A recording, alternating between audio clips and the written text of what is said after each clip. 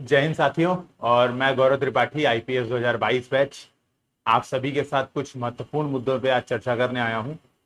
खास तौर पे इस समय जो एस्पिरेंट्स हैं वो कुछ इश्यूज को फेस कर रहे हैं।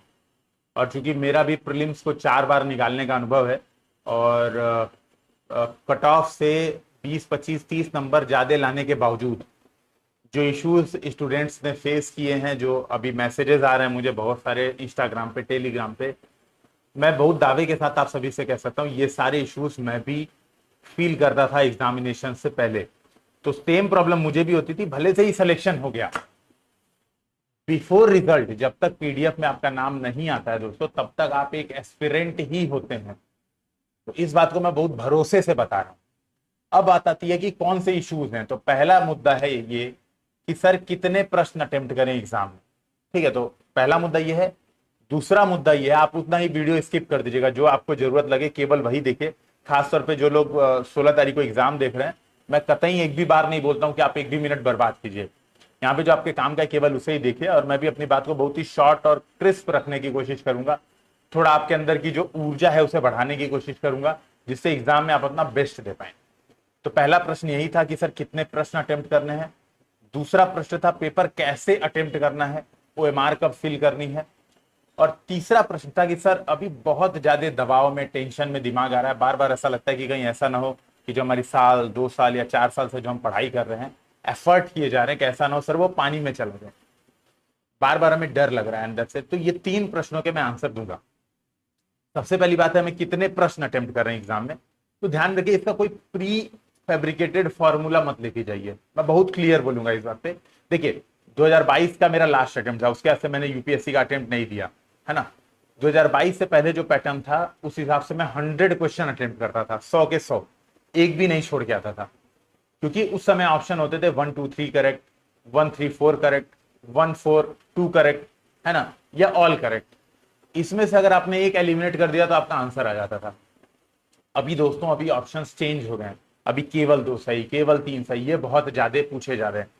खास तौर पे यूपीएससी हो सकता है इस बार भी आपके सामने कोई नया पैटर्न रखे, नए प्रकार के ऑप्शंस रखे। हो सकता है आपसे असर्शन रीजन के क्वेश्चंस ज्यादा पूछे जाएं। ये नो डाउट कि ये यूपीएससी के डायनेमिक पैटर्न को बताता है। आप पहले से कुछ सोच के नहीं जा सकते एग्जाम के लिए। ये डिसीजन वहीं पे लीजिए, कुछ बातों का ध्यान में रखते हुए। पहली बात जो इसमें बहुत महत्वपूर्ण है वो ध्यान में रखिएगा कि 70+ अटेम्प्ट करना है। अगर आप जनरल कैटेगरी से हैं तो 70+ अटेम्प्ट करना ही करना है। 70 से कम मत करिएगा। बहुत मतलब बैलेंस बना के 70 तो अटेम्प्ट कीजिएगा, क्योंकि हमें हमारा टारगेट है नो डाउट 40% हमारा नंबर टारगेट है, जो लास्ट ईयर का पैटर्न था। तो 40% नंबर अगर आप 70 अटेम्प्ट करते हैं तो आप ठीक ठाक गलत करते हो। अगर 30 भी गलत कर देते हो, है ना, 30 ज्यादा हो गया, सॉरी, 25 भी गलत कर देते हो तो भी आपके आने के चांसेस हैं, है ना। तो ये ध्यान में रखना है कि आपको 70 क्वेश्चन एटलीस्ट अटेम्प्ट करना है। दूसरी जो महत्वपूर्ण बात है वो ये है कि एग्जाम में टाइम बचा के नहीं आना है। तो मान लो आपने 70 अटेम्प्ट किया और आपका 30 मिनट बचा हुआ है, ठीक है, 30 मिनट बचा हुआ है, तो ध्यान रखिए उस 30 मिनट में भी कुछ क्वेश्चंस जरूर अटेम्प्ट करने हैं। जनरली हमारी टेंडेंसी ये होती है कि हम मान लीजिए पहले से डिसाइड करके जाते हैं कि यार मुझे 100 अटेम्प्ट करने हैं। उस 100 के चक्कर में हम क्या करते हैं, उस 100 के चक्कर में हम स्पीड बढ़ाते हैं और आते हुए क्वेश्चन भी ध्यान से नहीं पढ़ते हैं, एरर कर देते हैं और गलत करके आ जाते हैं। तो पहले से हम 100 का टारगेट नहीं रखेंगे। हम क्या करेंगे, हम टारगेट रखेंगे यार ठीक है हमें इतना मिनिमम करना है, 70 75 इतना हमें मिनिमम करना है। इसके बाद डिसाइड करूंगा मैं टारगेट कि अगर मान लो मेरा समय बच गया, मान लो मेरा 25 मिनट बच गया और मेरा 75 क्वेश्चन यार मुझे जितने आते थे मैंने वो सही तरीके से कर दिए, तो उन 25 मिनट में मैं थोड़ा कैलकुलेटेड रिस्क लूंगा। जो मुझे थोड़ा बहुत डाउट है, जो मुझे, मैं स्टेटमेंट पढ़ूंगा, मैं क्वेश्चंस को ध्यान से पढ़ूंगा। हो सकता है कुछ क्वेश्चंस में कंट्राडिक्टरी स्टेटमेंट दिख जाए, ठीक है, कुछ स्टेटमेंट हो सकता है कंट्राडिक्टरी स्टेटमेंट दिख जाए, तो मैं उन चीजों को सोचूंगा। मैं सोचूंगा कि कहीं कोई ऐसा ऑप्शन है क्या जो एलिमिनेट किया जा सके, उसके बाद केवल 3 पे टिक मारा जा सके या केवल 2 पे टिक मारा जा सके। तो मैं इस बात पे एफर्ट लगाऊंगा after a minimum number of questions, ठीक है। तो ये हो गया नंबर ऑफ अटेम्प्ट। तो नंबर ऑफ अटेम्प्ट का मिनिमम क्राइटेरिया मेरे हिसाब से, अगर आप जनरल कैटेगरी से हैं तो आपका 70 होना चाहिए। मैक्सिमम आप एग्जाम के पैटर्न पे डिसाइड कीजिएगा। मान लीजिए पैटर्न बहुत ईजी आ जाता है तो 100 करिए। पेपर पिछले साल से भी टफ आ जाता है तो नो डाउट कि आपको वही 75 80 के दायरे में, 85 तक के दायरे में आपको रहना पड़ेगा। दूसरा जो बात है वो पेपर कैसे अटेम्प्ट करें, ये दूसरी बहुत बड़ी बात होती है कि जैसे कई लोग पूछते हैं कि सर हम जनरली पेपर अटेम्प्ट करते हैं फिर लास्ट में ओएमआर भरते हैं। मैं इन सब बातों से मना करूंगा। मैं कहूंगा आपके पास पेपर में इतना टाइम नहीं होता है, एक क्वेश्चन सही से सॉल्व करने के बाद आप दोबारा आके उसको रीचेक कर पाए कि आपने सही किया या गलत किया। तो मेरा यही मानना है कि आप जिस क्वेश्चन आप पेपर कैसे अटेम्प्ट करिए, तो मेरा ये मानना है पहली रीडिंग 3 रीडिंग में पेपर अटेम्प्ट होना चाहिए। ठीक है, 3 रीडिंग में पेपर अटेम्प्ट होना चाहिए। पहली रीडिंग एकदम सरसरी रीडिंग होनी चाहिए, एकदम स्पीड में, मतलब इतनी स्पीड में होना चाहिए कि 50 मिनट में आपका 100 क्वेश्चन आपके सामने से गुजर जाए, 100 के 100 क्वेश्चन आपके सामने से गुजर जाए 50 मिनट में। अब वो कैसे होगा? वो होगा कि आप किसी क्वेश्चन पर रुक नहीं रहे।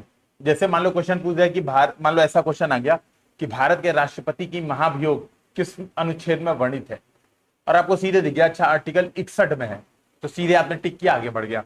मान लीजिए आपको वहां पे डाउट आया कि यार 61 में है कि 72 में है, अब वो डाउट आया, तो इस क्वेश्चन को ना अटेम्प्ट करना है ना रोक के सोचना है, आगे बढ़ते जाना है। उन क्वेश्चंस को टिक मार देना है, ओएमआर में फिल कर देना है जो आप श्योर हो, और श्योर होने के साथ उसमें सोचने में आपका समय नहीं लग रहा है।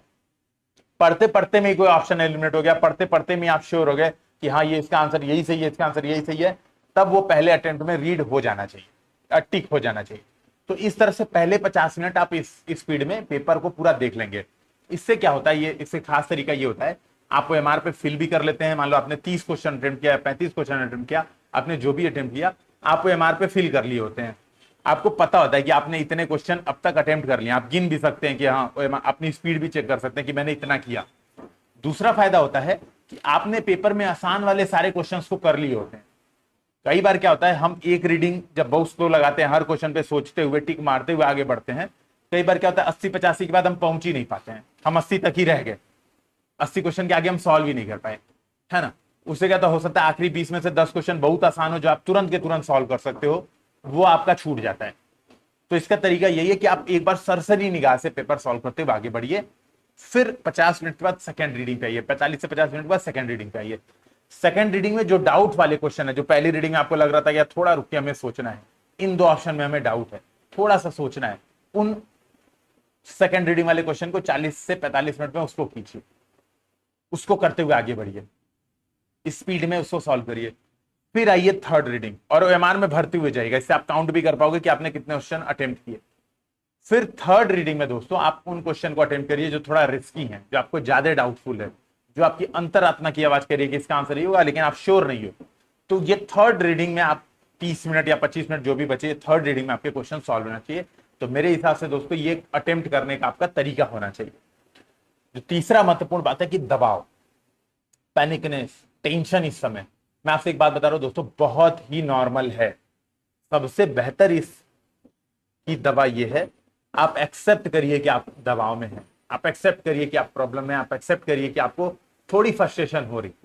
जब आप इन चीजों से भागेंगे तो आपको और दौड़ाएगी। ये उस तरह का दुश्मन है, ये मानसिक तनाव, एग्जाम को लेके असफलता का जो डर है, वो इस तरह का टेंशन है जो आप जितना भागेंगे उतना आपको दौड़ाएगा। बेहतर यही होगा कि आप 2-3 चीजों पे विचार कीजिए। पहली चीज, अपने ऊपर भरोसा रखिए और इस बात को एक्सेप्ट कीजिए कि यार जब एग्जाम आएगा, जब मैंने 10th का एग्जाम दिया था, मैं 12th का एग्जाम दिया था, तब भी मैं दबाव में था, मेरा बचपना था वो।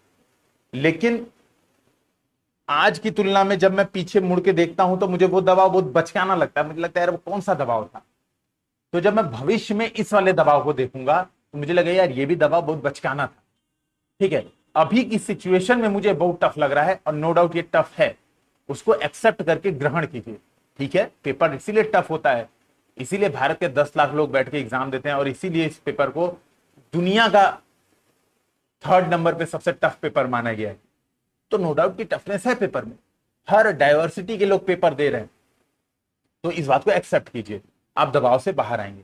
दूसरी जो महत्वपूर्ण बात है इसी में सोचने लायक, वो ये सोचिए कि आपने साल भर ईमानदारी से प्रयास किया है, साल भर आपने बहानेबाजी नहीं की। जब ईमानदारी से प्रयास किया है तो एक चीज जो आपके हाथ में है वो क्या है, वो है अपना बेस्ट देना, अपना 100% देना। ध्यान में रखिए, जब आप बहुत तनाव में होंगे ना, इस तनाव का बहुत ज्यादा इंपैक्ट अपने ऊपर लगाने लगेंगे, तो आप प्रश्नों में आसान आसान गलतियां कर बैठेंगे, छोटी छोटी मिस्टेक कर बैठेंगे। जैसे आपने नहीं पढ़ा, ध्यान ही नहीं दिया, क्वेश्चन पूछ रहा है CIC पे, और आपके दिमाग में CEC चल रहा है, चीफ इलेक्शन कमिश्नर चल रहा है, और आप टिक मारे जा रहे हैं। ये छोटी छोटी गलतियों से बचा जा सकता है अगर आप तनाव को मिनिमाइज कर पाएंगे। ठीक है, तनाव को मिनिमाइज कर पाएंगे। तो ये बात बहुत ही ध्यान में रखिएगा कि तनाव एक्सेप्ट कीजिए, अपने ईमानदार प्रयास पे भरोसा रखिए। ठीक है, अपने ईमानदार प्रयास पे भरोसा रखिए। सबसे महत्वपूर्ण बात है, जो मैं तो मतलब बजरंगबली को बहुत ज्यादा मानता हूं, और आपको पता होगा कि जब माता सीता की खोज में बजरंगबली निकले थे, उनको भी विश्वास नहीं हो रहा था, वो भी बहुत ज्यादा तनाव में थे। ठीक है, बहुत ज्यादा तनाव में थे। तो जामवंत क्या बोले? बोले कौन सो काज कठिन जगमाई, जो नहीं हो तात तुम पाही। भाई कोई ऐसा काम नहीं है जो तुम ना कर पाओ। मनुष्य की क्षमता से बड़ा दोस्तों कोई ही, मतलब एक पहाड़ भी मनुष्य अकेले माझी बन के काट सकता है। ठीक है, बस हमारे अंदर वो हिम्मत होनी चाहिए, हमारे अंदर वो पेशेंस होना चाहिए, हमारे अंदर मौके से निपटने की आदत होनी चाहिए। सबसे महत्वपूर्ण बात है, मौके से निपटने की आदत होनी चाहिए। आप इस तनाव को भी झेल लेंगे। भरोसा रखिए खुद पे। आने वाले जो 16 दिन है, जो 17 दिन है, वो आपके लिए बहुत ही प्रोडक्टिव होने वाले हैं। ठीक है, भरोसे के साथ अपना एफर्ट लगाइए।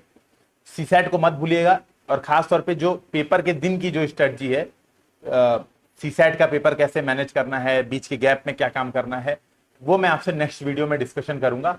अभी के लिए इतना ही। मैंने अटेम्प्ट के बारे में बता दिया, मैंने ये बता दिया कि आपको दबाव से कैसे निपटना है। और सबसे महत्वपूर्ण बात, ध्यान रखिएगा, कौन सो काज कठिन जगमाही, जो नहीं हो ही तात तुम पाही। तो कोई ऐसा काम नहीं है जो आप नहीं कर पाएंगे, बस खुद पे भरोसा रखना है। जय हिंद, जय भारत।